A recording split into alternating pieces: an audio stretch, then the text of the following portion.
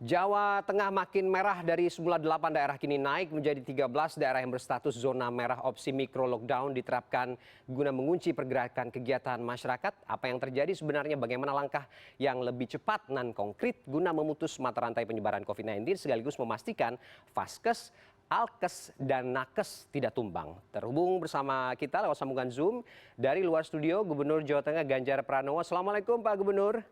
Waalaikumsalam warahmatullahi wabarakatuh. Terima kasih Pak Gub sudah menyempatkan waktu sore ini untuk berbincang dengan kita. Pak Gub, di informasi sebelumnya di Semarang saja kenaikan 700% sebelum Lebaran. Ini artinya alarmnya semakin kuat berdering ya Pak. Apalagi dari 8 zona merah sekarang menjadi 13 zona merah. Apa yang terjadi sebenarnya Pak? Apa yang Anda lihat dengan situasi seperti ini? Celahnya di mana ini? Ya, saya harus luruskan dulu soal tabung oksigen yang kurang, mungkin itu rumah sakit baru dan pengelolanya baru. Sampai dengan hari ini kita masih bisa memenuhi kebutuhan itu. Bahkan kalau kita masih butuh tambahan, semuanya sudah siap. Maka saya tidak akan memberikan satu informasi yang keliru agar tidak terjadi kepanikan. Kalau sampelnya cuma satu kan nggak bisa merepresentasikan semua. Ya. Bahwa terjadi peningkatan pasien, peningkatan kebutuhan alkes, nakes, ya, termasuk oksigen tadi tentu benar. Tapi kita menyiapkan semuanya untuk bisa kita penuhi karena memang faktanya terjadi peningkatan yang cukup tinggi di beberapa tempat, khususnya mulai dari Kudus sekitarnya dan sekarang mulai melebar ke beberapa tempat yang tadi disebut ada 13 di kabupaten kota. Maka kita siapkan sekarang penambahan tempat tidur, mengekstensi jumlah tempat-tempat tidur di ICU, di isolasi, termasuk di isolasi terpusat. Dan tentu saja ini harus berkorelasi langsung dengan penambahan SDM, maka kita bekerja sama dengan perguruan tinggi, dengan Menkes, ID, BPNI, kita semuanya mesti berikhtiar untuk bisa mengkondisi ini. Begitu, Mas. Oke, Pak Gubernur, gini, kan arahan Anda kan sudah jelas ya, begitu ya. Artinya memang sidak juga sudah tidak terhitung kali begitu sejak pandemi ini Anda lakukan begitu.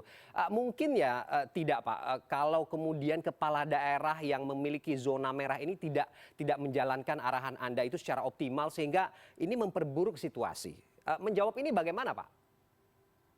Hampir semuanya melaksanakan dengan baik, bahwa mungkin kejadian seperti di Kudus bisa jadi karena terjadi kepanikan pada saat itu.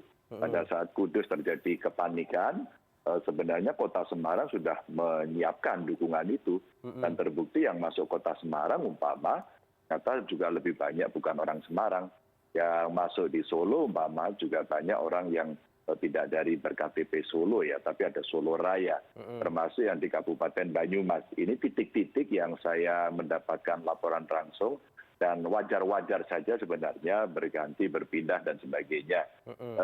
Namun demikian, memang butuh bantuan-bantuan pada daerah-daerah tertentu yang pada saat itu terjadi outbreak yang cukup besar. Wabil khusus ini yang terjadi di Kudus. Maka kenapa TNI, kemudian Polri, Pak Pangdam, Pak Kapolda sampai melakukan penebalan di banyak titik, itu karena kita memang harus membantu mereka.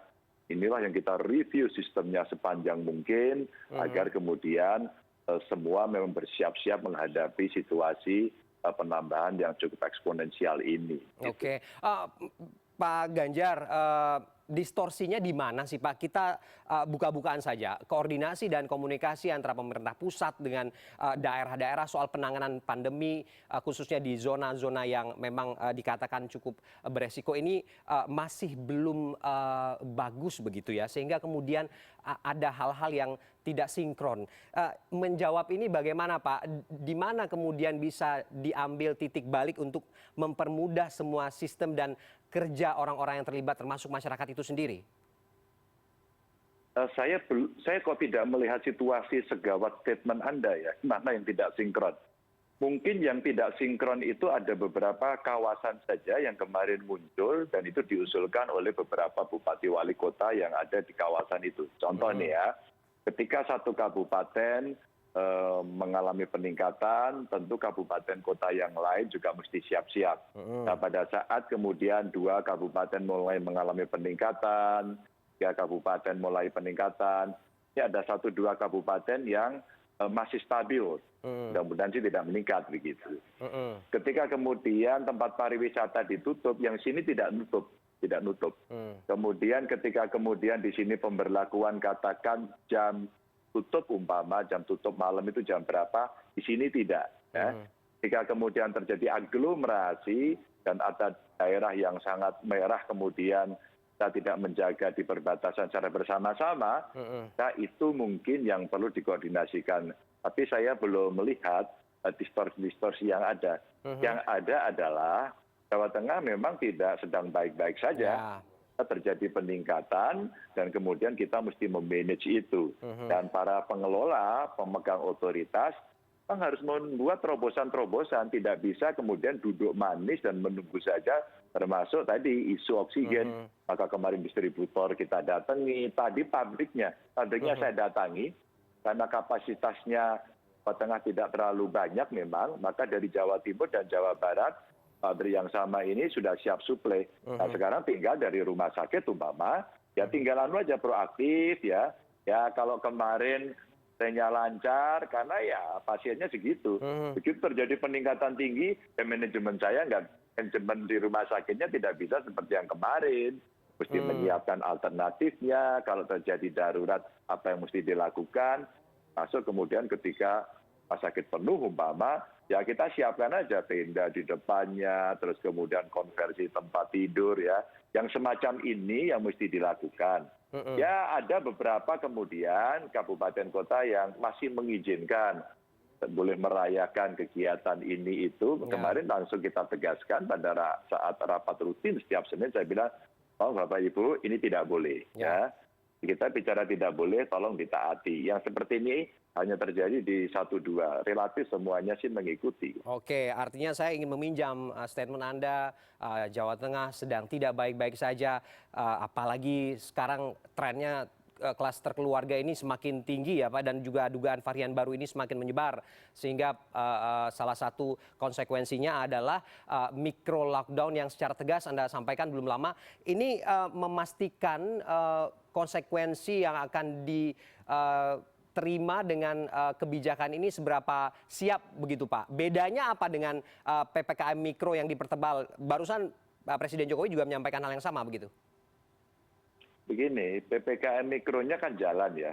Ketika kemudian terjadi kasus umpama seperti outbreak yang terjadi di Kudus, dan kemudian merembet ke Pati, ke Jepara, ada Demak ya, terus kemudian Gerobokan, geser lagi ke Semarang, geser lagi sekarang ke Kendal dan sebagainya. Satu area ini penebalannya itu dilakukan penebalan tenaga. Jadi tenaganya ditambah, Panglima TNI, Kapolri, BNPB, Kemenkes, Kemdagri, semua perintahkan kepada kita semua untuk melakukan penebalan. Penebalan itu dalam konteks SDM-nya, ya, tenaga yang bisa membantu itu. Kalau konteks lockdown atau tidak, sebenarnya kita sudah lebih dulu melakukan. Justru dengan instrumen PPKM Mikro, karena kita menggunakan mikrozonasi, maka sebenarnya begitu kita tahu di RT, di RW, di desa, kelurahan, situ kemudian terjadi satu outbreak, maka kunci saja di tempat itu, lockdown saja di tempat itu. Maka sudah terbiasa kalau kemudian sejak sebelum terjadi ramai peningkatan di Kudus, Pati sudah melakukan lebih dulu. Beberapa di kota Semarang sudah melakukan, Gerobokan melakukan. Jadi yang ditutup itu adalah pada zona terkecil itu. Sehingga zona lain itu masih bebas. Ini saya baru pulang dari Kabupaten Pekalongan. 2 desa yang saya datengin, dua-duanya hijau. Dua-duanya hijau. Ini bagus sekali, nggak ada satupun yang titip. Apa artinya? Artinya desa itu bagus sekali dikelola. Cuma saya ingatkan, awas, hati. Jangan sampai kemudian nanti orang luar masuk dan ini akan menimbulkan penyakit atau menimbulkan penularan yang bertambah.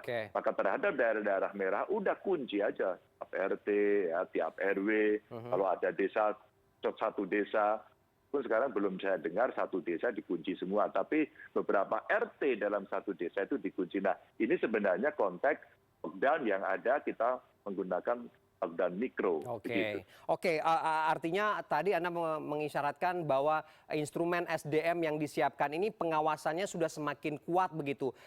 Kalau untuk nakes ini Pak Ganjar juga jadi persoalan karena banyak yang tumbang begitu, vaskes pun juga banyak yang mungkin di beberapa daerah sudah kolaps begitu, udah over kapasitas.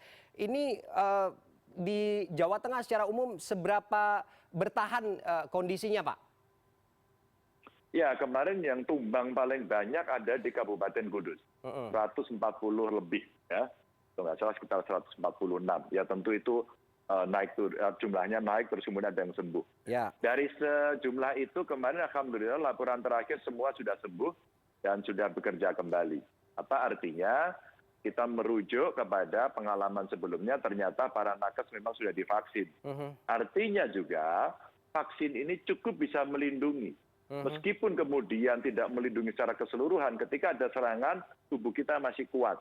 Nah, yang konteks kedua adalah ketika kemudian vaskesnya ini perlu ditambah, tadi bagus banget itu, maka memang yang tadi saya katakan kita tambah tempat tidur, ICU, untuk isolasi, termasuk pola mengkonversi.